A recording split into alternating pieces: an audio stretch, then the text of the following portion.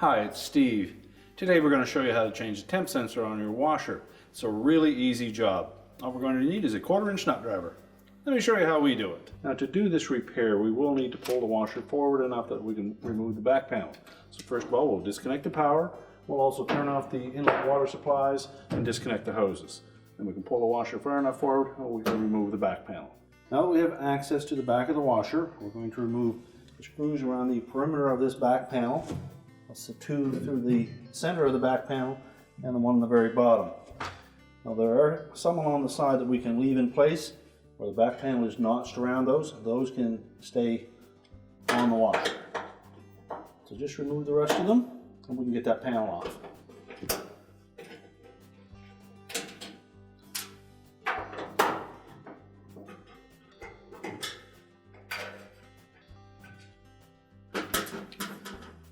Now with all the screws removed, we should then be able to just tilt out on the bottom of that panel and let it drop down away from the drain hose. And if need be, you can remove the single screw that has that drain hose support bracket, and it's typically a number 20 torque screw in that. But you should be able to slide it in behind it without removing it. So we'll set that back panel aside. Now with the back panel removed, we now have access to that temp sensor. We'll start by just grasping that sensor body. Twist it back and forth until we can pull it out of that rubber grommet.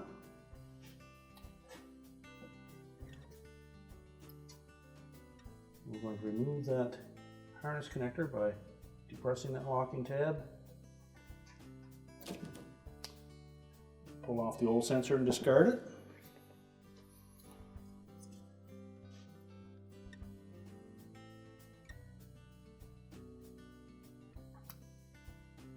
Make sure that harness is fully inserted and that the locking tab is engaged. And if you wish, we can just clean the inside of that opening with a Q-tip or something with a little bit of water. Make sure it's fully inserted all the way back into that grommet. And now we can put the back panel back on. So we'll take the back panel and we're going to line up that little U-channel underneath the drain hose. We tilt it out enough that we can slide it in behind that bracket. And we also want to keep the upper lip of that back panel in behind this upper panel.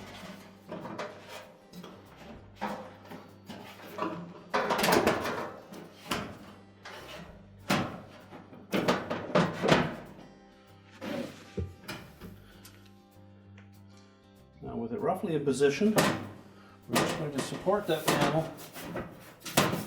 We'll line up one of these center screws.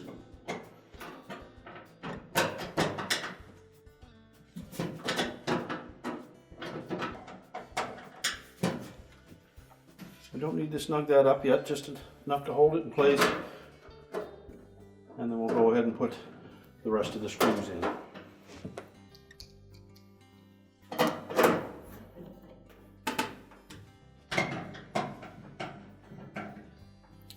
Now with all the retaining screws tightened up, we can now push the washer back into place. We're now ready to reconnect the power and our repair is complete.